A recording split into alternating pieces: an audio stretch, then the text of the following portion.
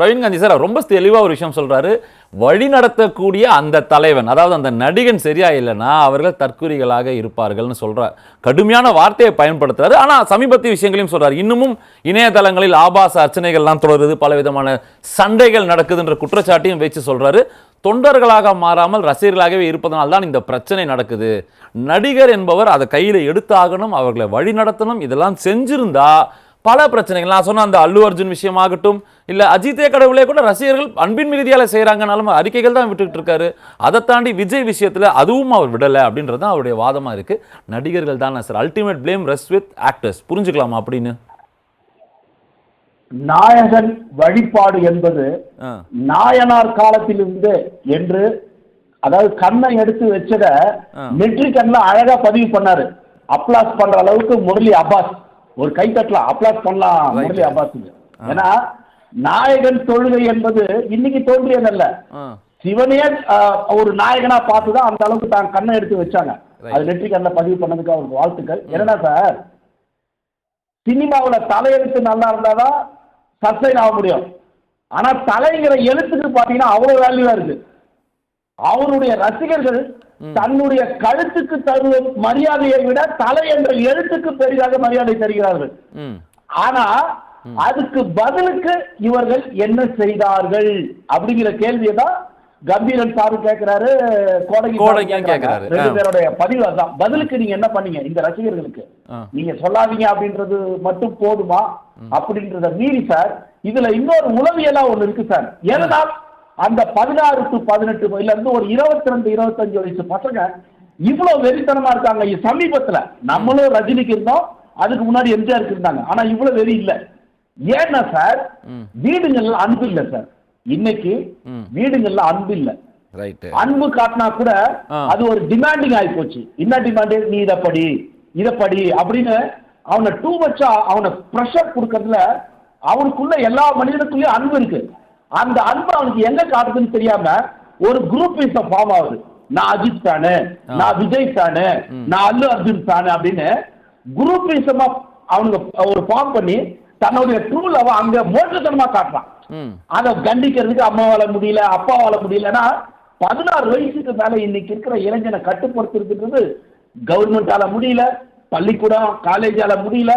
ஆனால் அவன் அன்புக்கு அடிமையா எங்க இருக்கான்னா ரசிகர் தன் நேசிக்கிற ஒரு நடிகர்கள் கிட்ட இருக்கான். அப்போ இந்த அஜித் சாரும் இந்த விஜய் சாரும் தெலுங்கில் இருக்கிற அனைத்து நடிகர்களும், இன்னொரு சார் சொல்லும்போது சொன்னாரு கர்நாடகாலையும் இது இருக்குன்னு, அவங்க என்ன பண்ணணும்னா சார், இந்த குழந்தைகளை சரியான பாதையில் அழைத்து செல்ல அவர்கள் டைம் ஸ்பெண்ட் பண்ணணும். கோடி கோடியா ஒவ்வொரு பையனும் ஒரு படம் ரிலீஸ் ஆகும் போது தன்னுடைய பாக்கெட் மணி எல்லாத்தையும் சேர்த்து அதை அவன் கொண்டு வந்து செலவு பண்றான், ஆத்மார்த்தமா பால் ஊத்துறான், எல்லாம் பண்றான். பதிலுக்கு நீங்க என்ன பண்ணீங்க? அந்த குழந்தைங்களுக்கு நீங்க என்ன பண்ணீங்க? அந்த ரசிகர்களை நீங்க ரசிகர்களா தான் வச்சிருப்பீங்களா? அவர்களுக்கு நீங்க என்ன டைம் ஸ்பெண்ட் பண்ணீங்க? அதுதான் கோடங்கி வைக்கிற வாதம். சமீபத்துல கூட கட்சி தொடங்கிய ஒரு நடிகர் இன்னமும் அவருடைய தொண்டர்களா அவங்க மாறல, ரசிகரா தான் இருக்காருன்ற குற்றச்சாட்டை நேரடியா வைக்கிறாரு. எனக்கு என்னன்னா சார், திரு விஜய் அவர்கள் அரசியலுக்கு வந்ததனால் கொஞ்சம் இந்த பசங்களை சரி பண்ணணுங்கிற ஒரு நல்ல மனப்பான்மையோடு அவர் வந்திருக்காருன்னு நாம இப்ப வேடிக்கையில பார்க்க முடியும். எடுத்தவனா அவரால் குற்றம் சொல்ல முடியாது. ஏன்னா அவர் ஒரு நடிகரா காசை பார்த்துட்டே போய்க்கலாம். அப்படி இல்லாம இவர்களுக்கு, ஏன்னா அவருக்கு பின்னாடி பெரிய இளைஞர் கூட்டம் தான் இருக்கு, மாபெரும் சக்தி அது. அந்த சக்தியை நல்வழிப்படுத்துறதுக்காக மேபி அவர் அரசியலுக்கு வந்திருக்கலாம். ஆனால் திரு அஜித் அவர்கள் சார் அப்பாவை அம்மாவை அப்பா அம்மான்னு சொல்றதுக்கே தயங்குற காலம் சார் இது. ஆனா அஜித்த கடவுளே ஒத்துக்க மாட்டாங்களா sir? there are no god என்றான். ஆனா அஜித்தை கடவுளேன்னு சொல்லும்போது அந்த அஜித் அவர்கள் இந்த ஒரே ஒரு சின்ன குறுக்கீடு, நீங்க இது அன்பின் வெளிப்பாடு, பக்தியின் மிகுதியெல்லாம் நம்ம புரிஞ்சுக்கணுமா? மாப் மென்டாலிட்டி, ஒருத்தர் சொன்னா பின்னாடி 10 பேர் கடவுளே அஜித்தே அப்படின்னு சொல்றது மாப் மென்டாலிட்டி. ஒருத்தர் தொடங்க, ஏன்னா போன வாரம் தான் நம்ம பேசினோம், படங்கள் ரிலீஸ் பொழுது வெளியே முதல்ல மைக்க பிடிச்சி யார் நல்லா இல்ல சொல்றாங்களோ அதே தோனி அடுத்து 10 பேர், நல்லா இருக்குன்னு சொன்னா 10 பேர். இந்த மாப் மென்டாலிட்டி தான் இது களையப்பட வேண்டும். நீங்க சொல்லக்கூடிய அந்த ஒரு அன்பின் மிகுதி, எங்க அப்பா அம்மாவை கூப்பிடாதவன் அஜித்தை கடவுளை கூப்பிடுவதெல்லாம் நம்ம ஏற்றுக்கொள்ளக்கூடிய வாதமா? என்ன சார் மாப் அப்படின்றது எப்ப உருவாகுனா சார், இப்ப அவர் சார் சொல்ல போய் கிரிக்கெட் இது ஃபுட்பால் மேட்ச் பார்க்கும்போது பல 35 பேசத்தான் நம்ம பார்த்திருக்கோம். அது வந்து அந்த ஒரு தீவிர வெறி. இது எப்படி வருதுன்னா சார், அவன் காலையில எந்திரிச்சதுல இருந்தே இன்னைக்கு மொபைல்ல வந்ததுக்கு அப்புறம் அவங்க ஒரு குறிப்பிட்ட நடிகரை பற்றிய விஷயங்களை பேசுறது தூங்குற நேரம் தவிர மிச்ச எல்லா நேரமும் அவர்கள் ரசிக வழிபாடாவே அவங்க தன்னை மாத்திக்கிறாங்க. அதுல அவங்க ஒரு சுகம் காண்றாங்க. சுகம் கண்டதுல இன்னொன்னு சொல்றேன், ஏன் அஜித்தை தூக்கி வச்சு கொண்டாடுறாங்க இன்னொரு உலகையில நான் சொல்றேன். சொல்லுங்க. திரு விஜய் அவர்கள் அரசியலுக்கு வந்தது அவங்களுக்கு அஜித் சாருடைய ஃபேன்ஸுங்களுக்கு கொஞ்சம் காண்டா இருக்கு. அப்ப என்ன ஆகுதுன்னா அஜித்தோட புகழை டைவர்ட் பண்றதுக்கு, ஐ மீன் விஜயோட புகழை கொஞ்சம் டைவர்ட் பண்றதுக்கு அஜித்தோட ஃபேன்ஸுங்க வேணும்னே சேர்ந்து அது ஒரு சின்ன இதுவும் எனக்கு இந்த வாதம் தான். நம்ம இந்த இடத்துல ரசிகர்களை குறை சொல்றதா, நடிகர்களை குறை சொல்றதா? ஏன்னா நீங்க அஜித் அவங்க ரசிகர்கள் விஜய் அரசியலுக்கு வந்ததுக்காக கோச்சுக்கிட்டு இதெல்லாம் பண்றாங்கன்னு சொல்றதே நம்ம யாரையோ ஏதோ ஜஸ்டிஃபை பண்ற மாதிரி இருக்கு. இல்ல சார் இது எம்ஜிஆர் அரசியலுக்கு வரும்போது சிவாஜி சாருக்கு இந்த நெருக்கடி வந்தது சார்.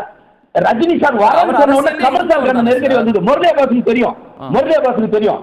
அதனால அவசரமா அவர் ஆரம்பிச்சாரு. இது எப்படின்னா இன்றைய ரசிகர்கள் மனதில் விஜய் ஒரு 60% இவரு ஒரு 50% ஈக்குவலா, சம்டைம்ஸ் ஈக்குவலா இருப்பாங்க. அண்ணன் பேலன்ஸ் பண்றாரு. விஜய் உயரத்துல வச்சு அஜித் இறக்குறாரு.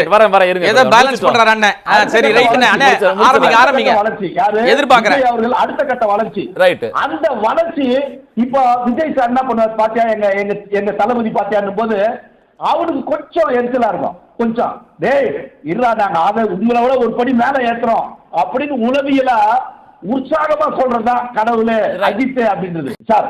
அதாவது கோடங்கி அவர்கள் எப்போதும் மரத்தை வெட்டுவதற்கும் கோடங்கி பயன்படும். கோடாலி போல் சில நேரத்தில் கோடங்கி பேசுவார். என்னன்னா ஒண்ணுதான் சார், திரு அஜித் அவர்களை சார் கடவுளுங்கிற வார்த்தை உச்சபட்ச வார்த்தை சார். அது அன்போட வெளிப்பாடு.